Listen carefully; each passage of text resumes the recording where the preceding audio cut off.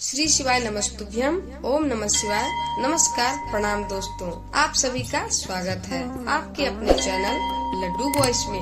दोस्तों, आज का वीडियो बहुत ही इम्पोर्टेंट है, तो वीडियो को पूरा देखिएगा। तो चलिए शुरू करते हैं। चैनल को सब्सक्राइब नहीं किए हैं तो चैनल को सब्सक्राइब कर लें। हे मेरे महादेव, बस इतनी कृपा करना, सावन में अपने भक्तों को कभी निराश ना करना, उनकी झोली खुशियों से भर देना। लाइक जरूर करें और चैनल को सब्सक्राइब जरूर करें। दोस्तों, सावन के सोमवार और यह व्रत काफी महत्वपूर्ण होता है। चाहे कुमारी लड़कियां हो, सुहागन हो, पुरुष हो, लड़के हो, सभी अपना मन चाहा साथी पाने के लिए भोले बाबा से प्रार्थना करते हैं। जो आध्यात्मिक अवसर खोजते हैं उनके लिए सर्वश्रेष्ठ मौका है। और सभी जो सुहागन होती है वह अपने पति की दीर्घ आयु के लिए कामना करती हैं। और सावन में शिव जी की कृपा हो जाए तो मनुष्य का भाग्य बदल जाता है, उसका कल्याण निश्चित होता है। लेकिन ऐसा भी कहा जाता है कि इस समय में अगर कुछ बातों का ध्यान न रखा जाए तो शिव जी अपने भक्तों से नाराज हो सकते हैं। सावन का महीना है और 22 जुलाई से सावन शुरू हो रहे हैं और इसका समापन 19 अगस्त को होगा। भगवान शिव का सबसे प्रिय महीना है। आषाढ़ पूर्णिमा के बाद से प्रारंभ हो जाएगा और यह पूरा का पूरा महापर्व भगवान शिव और दिव्य स्त्री ऊर्जा माँ पार्वती को समर्पित है। वैसे तो सावन का पूरा महीना ही बहुत खास होता है भगवान शिव की पूजा के लिए, लेकिन सावन का जो सोमवार होता है इसमें भगवान भोलेनाथ की कृपा पाने के लिए यह बहुत विशेष माना जाता है। इस माह में विशेष रूप से सावन का सोमवार व्रत हुआ, मंगला गौरी हुआ, नाग पंचमी, गुरु पूर्णिमा, पुत्रदा एकादशी, पवित्रा एकादशी, हरियाली अमावस्या और सावन शिवरात्रि जैसे महत्वपूर्ण त्योहार आते हैं। इस साल सावन का महीना 29 दिनों का होगा और सावन सोमवार की शुरुआत 5 शुभ योग में हो रही है। यानी सावन का जो सोमवार है उसी दिन से पहला जो सावन है वह सोमवार से ही शुरुआत हो रहा है। और इतने सारे शुभ योग बन रहे हैं, प्रीति योग बन रहे हैं, आयुष्मान योग बन रहा है, नवम पंचम योग बन रहा है, सस राज योग, सभी एक तरह से राज योग हैं जो आपके जीवन में बहुत सारी धन संपत्ति का आगमन करेगा। सर्वदा सर्वर सिद्धि योग बन रहा है और 29 दिनों का सावन होने वाला है और कुछ खास राशियां हैं जिनको अपार लाभ की प्राप्ति होगी। यह मैं अगली वीडियो में बताऊंगी। सावन माह के कृष्ण पक्ष की प्रतिपदा तिथि है 21 जुलाई रविवार दोपहर 3:46 से शुरू हो रहा है और 22 जुलाई सोमवार दोपहर को 1:01 तक रहने वाला है। और इस तरह सावन में जो 5 सोमवार पड़ेंगे तो पहला सोमवार 22 जुलाई, दूसरा सोमवार 29 जुलाई, तीसरा सोमवार 5 अगस्त, चौथा सोमवार 12 अगस्त को और पांचवा आपको 19 अगस्त को पड़ेगा।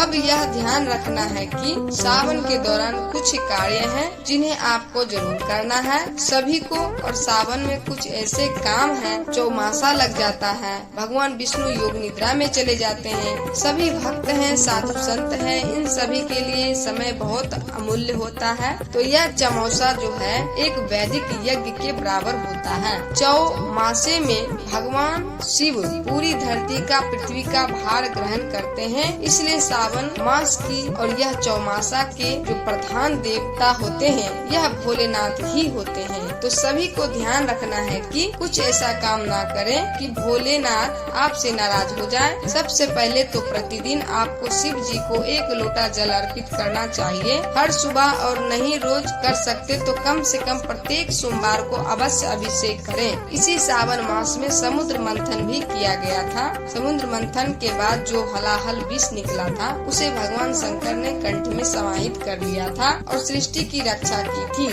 और विषपान से महादेव का कंठ नील वर्ण हो गया था, इसीलिए इस समय भगवान का नाम नीलकंठ भी पड़ा था। विष के प्रभाव के कम करने के लिए सभी देवी देवताओं ने उन्हें जल अर्पित किया था, इसलिए इस माह में शिवलिंग पर जल चढ़ाने का खास महत्व होता है। है और इसीलिए हर जगह आप देखते हैं कांवड़ चढ़ती है, भोले बाबा को जल चढ़ाया जाता है। शिव पुराण में उल्लेख है कि भगवान शिव स्वयं ही जल है, इसीलिए जल से उनके अभिषेक के रूप में आराधना करने से उत्तम फलों की प्राप्ति होती है। दोस्तों, सोमवार के दिन आपको क्या करना है? प्रत्येक सोमवार को एक काम करना है, लेकिन पहले सोमवार का बता दे रहा हूँ। आपको एक विशेष चीज इस बार आपको अपने जल के लोटे में डाल लेनी है। क्या करना है? सोमवार के दिन सबसे पहले ब्रह्म मुहूर्त में उठकर भोलेनाथ का ध्यान करते हुए व्रत का संकल्प कीजिए। फिर स्नान करके साफ सुथरे वस्त्र धारण करें, भगवान सूर्य देव को एक लोटा जल अर्पित करें। इसके बाद आप चाहे तो किसी मंदिर जा करके या घर में ही जल से भरा लोटा लेकर कि शिव जी का अभिषेक कीजिए। कौन सी शिवलिंग का अभिषेक करना चाहिए? बहुत लोग प्रश्न करते हैं। तो आपको या तो अगर आपके अंदर बहुत सारा आपको पावर चाहिए, पैसा चाहिए, अट्रैक्शन चाहिए, तो आपको सबसे अच्छा है पारस का शिवलिंग इस्तेमाल करना चाहिए। अगर आपको लक्ष्मी प्राप्ति की इच्छा है, आपके घर में कलह ज्यादा है, क्लेश से मुक्ति चाहिए, शांति चाहिए, डिप्रेशन में आपके घर के लोग रहते हैं, तो आपको घर पर स्फटिक का शिवलिंग स्थापित करना चाहिए। और अगर आप चाहते हैं कि नॉर्मल सब कुछ एक आम इंसान के लिए नर्मदेश्वर शिवलिंग सर्वश्रेष्ठ होती है, वह भी स्थापित कर सकते हैं। जो भी शिवलिंग आप स्थापित करेंगे, कोशिश करें अभिमंत्रित हो, उसमें आपके अंगूठे के बराबर होनी चाहिए। शिवलिंग आपको इस दिन या फिर अगर आपके पास शिवलिंग नहीं है तो पार्थिव शिवलिंग कुछ लोग सिर्फ मिट्टी से बनाना बता देते हैं। इस तरह से नहीं बनाया जाता है। पार्थिव शिवलिंग बनाने की एक विशेष विधि होती है, आपको वैसे बनानी चाहिए। या फिर बेस्ट होता है अगर आपके पास कोई शिवलिंग नहीं है और तो आप जाकर घर के आसपास जो भी शिव मंदिर हो वहाँ पर आप जल अर्पित कर सकते हैं, रुद्र अभिषेक कर सकते हैं। लेकिन आपको लोटे का जो जल है उसमें आपको इस बार एक विशेष काम करना है। मुहूर्त है, 5 राज योग बन रहे हैं। इन सब के नाम लेकर के आपको 5 बेलपत्र लेने हैं। कटे पटे बेलपत्र ना हो, इस बात का आपको ध्यान रखना है। सुंदर बेलपत्र और नहीं तो चांदी के बेलपत्र आप यूज कर सकते हैं। छोटे अभिमंत्रित किए हुए चांदी के बेलपत्र होने चाहिए और इसके बाद आप बेलपत्र के ऊपर अपना आप चंदन छिड़क लीजिए। छोटे बेलपत्र हैं तो सिर्फ चंदन छिड़क लीजिए, बड़े बेलपत्र हैं तो आप उस पर ओम नमः शिवाय लिख सकते हैं और श्री लिख सकते हैं, राम लिख सकते हैं। इस प्रकार से आपको चंदन से कुछ अच्छे अक्षर लिखने चाहिए। इसके बाद एक तांबे के लोटे में जल भरना चाहिए। थोड़ा सा गंगा जल है तो वह डाल लीजिए और उसमें कुछ साबुत साफ चावल अक्षत जो बिना टूटे हुए चावल है वह आपको डालना चाहिए। अब थोड़े से पुष्प ले लीजिए और लोटे के ऊपर बेलपत्र और पुष्प रख करके आपको मंदिर जाना चाहिए या घर में ही ओम नमः शिवाय का 27 बार जाप करें। इसके बाद भोले बाबा को आपको वह जल अर्पित कर देना है। भोले बाबा को पंचामृत भी बहुत पसंद होता है, इसलिए जल चढ़ाने के बाद आप चाहे तो शिवलिंग पर पंचामृत से भी अभिषेक कर सकते हैं। लेकिन जब भी पंचामृत से अभिषेक करें तो ऐसा नहीं है कि कच्चा दूध या पंचामृत से अभिषेक किया और छोड़ के आ गए, नहीं। उसके बाद शुद्ध जल से आपको अवश्य अभिषेक करना चाहिए। पूरे समय ओम नमः शिवाय, ओम नमः शिवाय, ओम नमः शिवाय इसका जाप करते रहें। शुद्ध जल से अभिषेक करने के बाद हो सके तो एक छोटे से रुमाली या तौलिए से भोले बाबा को पोंछ चंदन से आप त्रिपुंड बना सकते हैं। जनेऊ अर्पित करें, पुष्प से श्रृंगार करें, फल चढ़ाएं, बेलपत्र से श्रृंगार करें, बेलपत्र चढ़ाएं, भांग धतूरा आखड़े के पुष्पों की माला चढ़ाइए और रुद्राक्ष आदि की माला आप अर्पित कर सकते हैं। थोड़ा सा शहद इस दिन आपको अवश्य अर्पित करना चाहिए। अगर आप चाहते हैं आपके रिलेशंस मधुर हो तो आपको थोड़ा सा शहद भी अर्पित करना चाहिए और धूप दीप करें। फिर वहीं बैठ करके आप चाहे तो शिवलिंग अष्टक का पाठ करिए, पंचाक्षर स्तोत्र का पाठ करिए, शिव तांडव स्तोत्र का पाठ कर सकते हैं। शिव जी के चालीसा पढ़ सकते हैं और आप चाहे तो किसी पंडित जी के द्वारा रुद्राष्टक पाठ भी कर सकते हैं। फिर रुद्राक्ष की अगर आपके पास अभिमंत्रित माला है, संस्कारित माला है, तो आपको इससे 108 बार महामृत्युंजय मंत्र का जाप करना चाहिए। ओम त्र्यंबकम अजामहे सुगंधिम पुष्टिम वर्धनम उर्मारुकमिव वंदना मृत्युर्मोक्ष मामृता। इस प्रकार से जाप कीजिए। इस दिन महामृत्युंजय मंत्र का जाप करना सर्वश्रेष्ठ माना गया है। और अगर मंदिर में पूजा कर रहे हैं आप, तो घर में आकर के आपको भगवान शिव की प्रतिमा हो, कोई फोटो हो, या घर के ईशान कोण में एक दीपक ओम नमः शिवाय बोलते हुए जरूर जलाना चाहिए। और अगर फोटो आधी मूर्ति है, आधी है, तो उसमें तिलक लगाकर पूजा अवश्य करें। थोड़ा सा भोग अर्पित करें। अंत में अगर आप चाहें तो श्रावण माह के सोमवार के व्रत की कथा भी सुन सकते हैं और श्रद्धा पूर्वक भगवान शिव की आरती करें। शीश दंग अर्ध अंग पार्वती सदा विराजित कैलाशी नंदी वंगी निरत करत है गुण भक्त शिव के दासी। इस प्रकार से आरती करें। भोले बाबा की उनसे आशीष मांगे, प्रसाद वितरण करें, क्षमा प्रार्थना करें कि जाने अनजाने में कोई भूल चूक हुई हो तो प्रभु आप मुझे क्षमा करें। दोस्तों आशीर्वाद मांगे अपने लिए, अपने परिवार के लिए, अपने रिश्तों के लिए, और यह बहुत शुभ माना जाता है। हो सके तो इस दिन व्रत रखना चाहिए। व्रत कैसे रखा जाता है? शिव जी का व्रत 3 प्रहर का रखा जाता है और संयम रखना चाहिए। हर प्रहर का संयम रखें। आत्मचिंतन का समय होता है, ध्यान का समय होता है, तो ध्यान का अभ्यास करें। इस पवित्र अवधि जो सावन का महीना है, यह पवित्र अवधि अपने आत्मरक्षण, आप जीवन में क्या कर रहे हैं, क्या करना चाहते हैं, अपने आध्यात्मिक विकास की ओर आपको ध्यान देना चाहिए। चौमासा होता है सावन में, तो दिव्य मार्गदर्शन लेना चाहिए। अपने गुरु, अपने ज्योतिष जो भी हैं, उनका संग करें। याद रखें, सावन आध्यात्मिक कायाकल्प का अवसर है, परमात्मा से जुड़ने का समय है। तो भगवान शिव की कृपा आप सब पर बनी रहे और सावन के पवित्र महीने में आध्यात्मिक शुभता और शुद्धता इसको बनाए रखने के लिए कुछ चीजों से बचने की भी सलाह दी जाती है। एक तो सावन में जहाँ तहाँ निवास नहीं करना चाहिए। कीड़े मकोड़े बहुत ज्यादा निकलते हैं, घर में नकारात्मकताएं बढ़ जाती है। तो इस मौसम में अपने घर को हर समय साफ सुथरा आपको रखना चाहिए। पूरा कचरा इकट्ठा करके रखना नहीं चाहिए। सुबह शाम आपको सुगंधित धूप करनी चाहिए। इससे एक तो घर का वातावरण पवित्र रहता है और कम से कम ओम नमः शिवाय का कम से कम 11 माला का एक ही माला कीजिए सच्चे दिल से।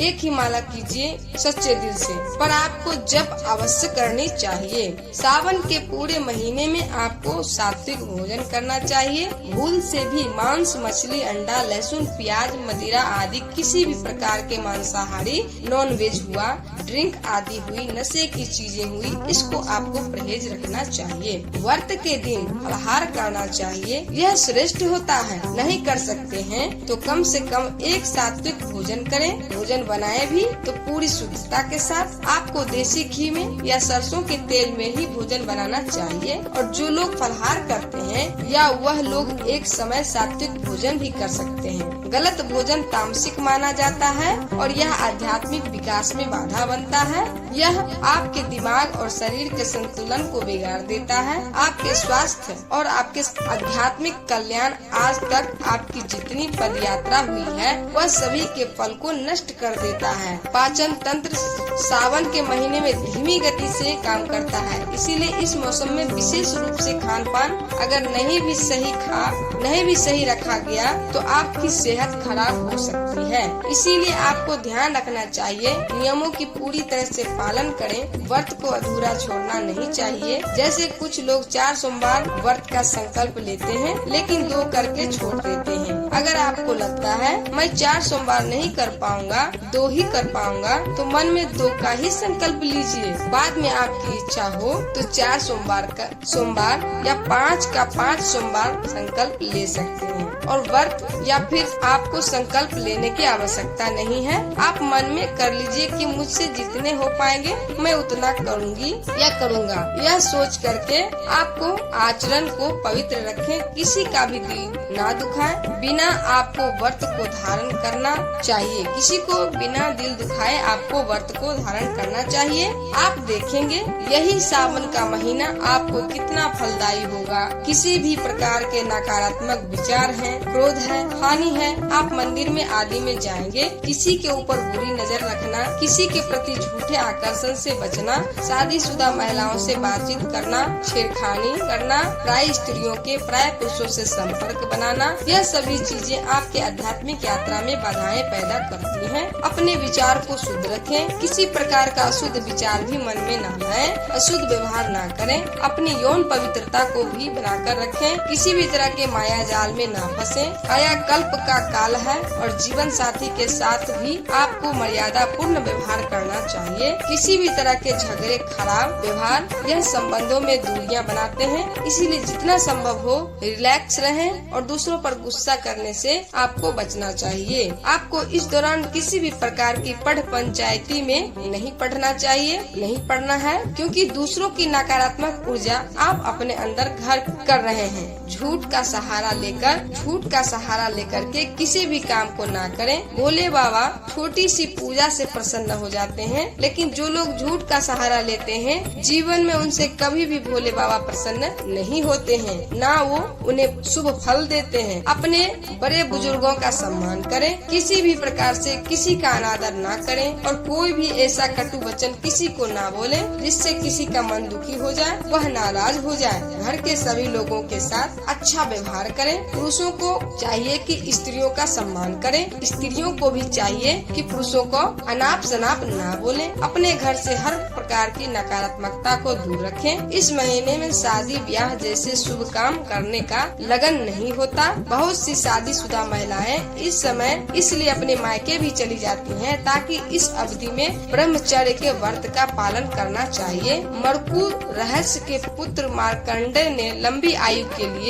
सावन माह में ही घोर तपस्या कर ब्रह्मचर्य का पालन कर शिव जी की कृपा प्राप्त की थी, जिससे मिली मंत्र शक्तियों के सामने मृत्यु के देवता यमराज भी नतमस्तक हो गए थे। अतः इस माह में ज्यादा से ज्यादा तपस्या करें, ज्यादा से ज्यादा ब्रह्मचर्य के व्रत का पालन करें। अनावश्यक यात्राओं से भी आप अपने आप को बचाना चाहिए। इस दौरान की गई यात्राएं सफल नहीं होती है, उल्टा कुमार्ग लेकर आती है, दुर्भाग्य को पैदा करती है। इसीलिए कोशिश करना चाहिए कि श्रावण के महीने में आप यात्रा कम से कम करें और एक अवधि है जिसको आपको मर्यादा पूर्ण तरीके से बिताना चाहिए। सावन में बाल भी नहीं कटाने चाहिए, दाढ़ी मूछ नहीं कटाने चाहिए, नाखून नहीं कटाने चाहिए। वैसे तो देखा जाए तो यह एक धार्मिक मान्यता है जिसका पालन वर्षों से किया जा रहा है और किसी भी मान्यता की जब शुरुआत हुई हो उस समय जो चलता था उस समय के काल प्रसंग स्थितियों को देखकर की जाती थी। तो साइंटिफिकली तो मुझे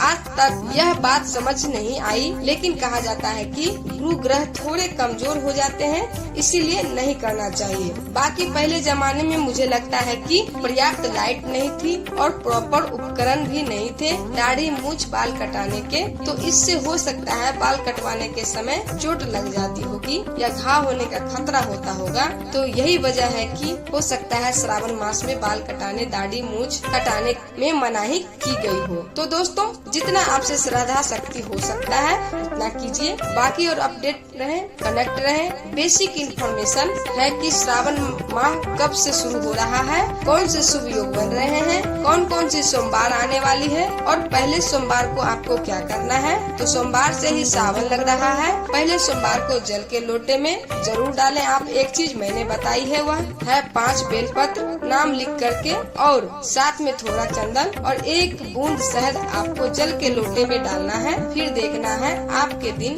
बदलेंगे। हर हर महादेव कमेंट में जरूर लिखें और लाइक सब्सक्राइब करना ना भूलें। वीडियो को ज्यादा से ज्यादा शेयर करें। Facebook, Instagram, WhatsApp, Twitter channel के बेल आइकन को भी दबा लें ताकि हमारे वीडियोज का नोटिफिकेशन सबसे पहले आपको मिल सके, बिल्कुल फ्री में। आप सभी का धन्यवाद दोस्तों।